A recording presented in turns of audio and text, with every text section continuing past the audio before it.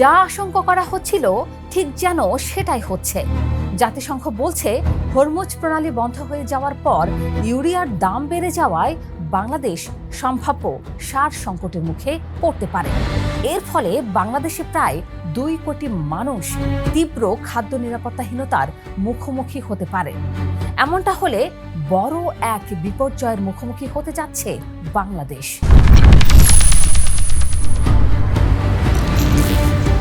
জাতিসংঘের বিশ্ব খাদ্য কর্মসূচি WFPর সতর্ক বার্তাটা এসেছে ঠিক এই সপ্তাহেই।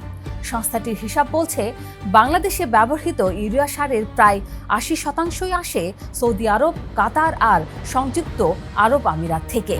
অথচ হরমুজ প্রণালী বন্ধ থাকায় আন্তর্জাতিক বাজারে ইতিমধ্যেই ইউরিয়ার দাম বেড়েছে প্রায় 50%। বর্তমান মজুদ দিয়ে চাহিদা মেটানো সম্ভব সর্বোচ্চ অক্টোবর পর্যন্ত। তারপর কি হবে সেই প্রশ্নই এখন সবচেয়ে জরুরি। প্রশ্ন হলো, হরমুজ প্রণালী বন্ধ থাকাটা এত বড় সমস্যা কেন? এই সরু জলপথ দিয়েই পারস্য উপসাগর থেকে বিশ্বের প্রায় 1/3 সার পরিবাহিত হয়, যা বৈশ্বিক কৃষি উৎপাদনের জন্য অপরিহার্য। চলতি বছরের 28 ফেব্রুয়ারি যুক্তরাষ্ট্র, ইসরায়েল, ইরান যুদ্ধ শুরুর পর থেকেই কার্যত এই জলপথের নিয়ন্ত্রণ নিজেদের হাতে রেখেছে ইরান।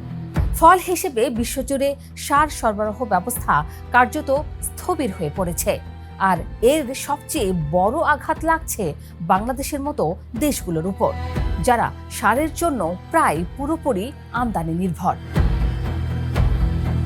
বাংলাদেশের জন্য এই সংকট বিশেষভাবে উদ্বেগের, কারণ একদিকে আন্তর্জাতিক বাজারে সারের দাম বেড়ে যাওয়া, অন্যদিকে দেশের ভেতরেই গ্যাস সংকটের কারণে রাষ্ট্রায়ত্ত 5টি ইউরিয়া কারখানার মধ্যে 3টির উৎপাদনই বন্ধ।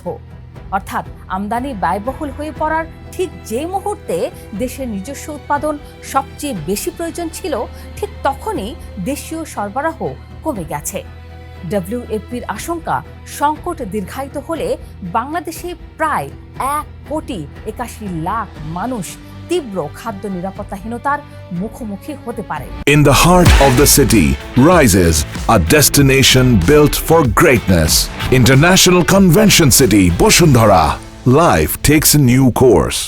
সমস্যাটা শুধু সারের দামে সীমাবদ্ধ নয়। বিশ্লেষকরা বলছেন, সার সরবরাহ ব্যাহত হলে বিশ্বজুড়ে ফসলের ফলন 30% পর্যন্ত কমে যেতে পারে, যার সরাসরি প্রভাব পড়বে খাদ্যপণ্যের দামের ওপর। বাংলাদেশের মতো ঘনবসতিপূর্ণ কৃষি নির্ভর অর্থনীতির জন্য এর অর্থ ধানের ফলন কমা, সারের দাম বাড়ায় কৃষকের উৎপাদন ব্যয় বেড়ে যাওয়া, আর শেষ পর্যন্ত ভোক্তা পর্যায়ে চালসহ নিত্য প্রয়োজনীয় পণ্যের দামে চাপ পড়া। জাতিসংঘ মহাসচিব আন্তোনিও গুতেরেসও আগেই সতর্ক করেছিলেন, হরমুজ সংকট দীর্ঘস্থায়ী হলে বিশ্বজুড়ে কোটি কোটি মানুষ নতুন করে দারিদ্র্যের কবলে পড়তে পারেন। বিশ্ব প্রবৃদ্ধি কমবে, বাড়বে মূল্যস্ফীতি। সংকট মোকাবিলায় অবশ্য হাত গুটিয়ে বসে নেই বাংলাদেশ সরকার। সম্ভাব্য ঘাটতি এড়াতে জুন মাসেই বিকল্প উৎস থেকে 1 লাখ টন ইউরিয়া আমদানির উদ্যোগ নেওয়া হয়েছিল। এরপর মজুদ নিশ্চিত করতে ধাপে ধাপে আরও 60 থেকে 80,000 টন সার কেনার সিদ্ধান্ত হয়েছে। সবচেয়ে বড় সহায়তাটা এসেছে বিশ্বব্যাংকের কাছ থেকে। জ্বালানি ও সার সংকট মোকাবিলায় বাংলাদেশকে $1.1 বিলিয়ন জরুরি ঋণ দিচ্ছে সংস্থাটি, যার মধ্যে $30 কোটি নির্দিষ্ট করা হয়েছে খাদ্য নিরাপত্তা প্রকল্পে, আসন্ন আমন ও বোরো মৌসুমের সার আমদানিতে।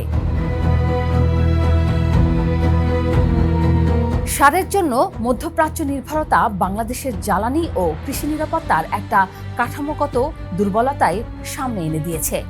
ইরান যুদ্ধ শুরুর পর জ্বালানি খাতে বিকল্প উৎস খোঁজার চেষ্টা শুরু হয়েছিল। রাশিয়া থেকে ডিজেল আমদানির জন্য যুক্তরাষ্ট্রের কাছে ওয়েভার চাওয়া, স্পট মার্কেট থেকে বাড়তি দামে LNG কেনা, ব্রুনেই, আফ্রিকা, আমেরিকার মতো উৎস থেকে জ্বালানি আমদানি বাড়ানোর উদ্যোগ, এসবই ছিল তার অংশ। বর্তমান সরকারও মূলত সেই ধারাবাহিকতায় ধরে রেখেছে, সার আমদানির উৎস বহুমুখী করার প্রশ্নে। তবে দীর্ঘমেয়াদে এই নির্ভরতা কতটা কমানো যাবে সেটাই এখন বড় প্রশ্ন। এখানে একটা বিষয় স্পষ্ট করে রাখা জরুরি, এই সংকট ইরানের তৈরি করা কোনো একতরফা সিদ্ধান্ত নয়। যুক্তরাষ্ট্র ইসরায়েল ইরান যুদ্ধের একটা বৈশ্বিক পার্শ্ব প্রতিক্রিয়া, যার মাসুল গুনতে হচ্ছে বাংলাদেশের মতো তৃতীয় পক্ষ দেশগুলোকে। জাতিসংঘ ও যুক্তরাষ্ট্রের মধ্যস্থতায় প্রণালী খুলে দেওয়ার কূটনৈতিক চেষ্টা চলছে ঠিকই, কিন্তু কবে নাগাদ পরিস্থিতি স্বাভাবিক হবে তার নিশ্চয়তা নেই। ততদিন পর্যন্ত সরকারের বিকল্প উৎস অনুসন্ধান আর আন্তর্জাতিক সহায়তার উপরই নির্ভর করছে বাংলাদেশি কৃষি আর খাদ্য নিরাপত্তার ভবিষ্যৎ।